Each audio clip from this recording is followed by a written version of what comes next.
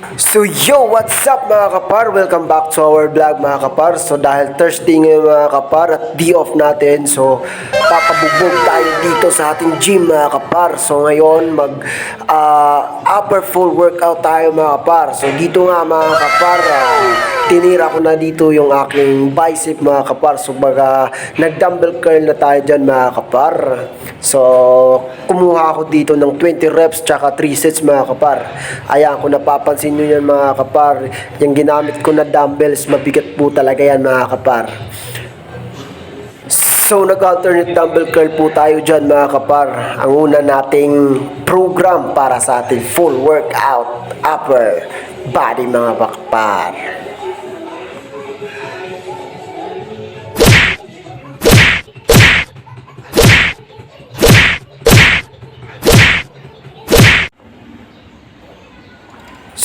So, sunod naman natin na titirahin mga kapar is nag-tricep tayo dito mga kapar. Nag-machine pull down tayo mga kapar para sa ating tricep.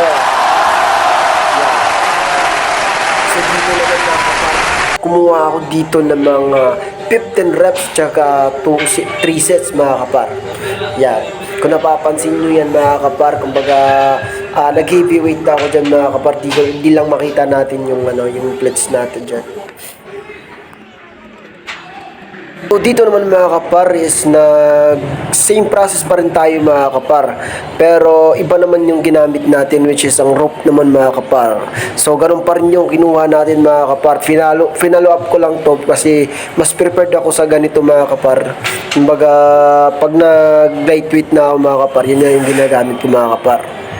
So ang next naman natin na titirahin mga kapar is ang ating chest naman mga kapar. So nag-wide barbell press po tayo dyan mga kapar gamit ang ating 45 lb na plates mga kapar. So dito mga kapar, mas prepare ko yung mag barbell press kapag nag-chest ako mga kapar. Kaya advice ko lang po sa mga baguhan na nag-gym mga kapar, no? Kung gusto nyo lumaki ang inyong chest mga kapar, gawin nyo lang to na program mga kapar, which is flat bench press, incline bench press, decline bench press.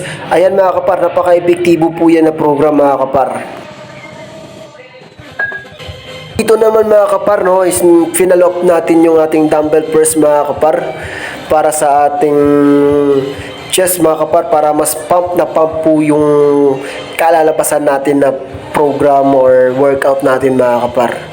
Yan. So kumuha po ako dyan ng 15 reps tsaka 3 sets na rin mga kapar.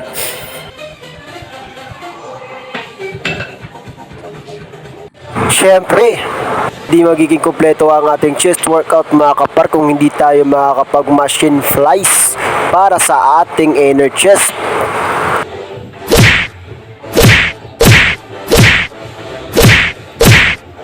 So hanggang dito na lang mga kapar. See you sa next vlogs natin mga kapar. Sana suportahan nyo pa rin yung page ko.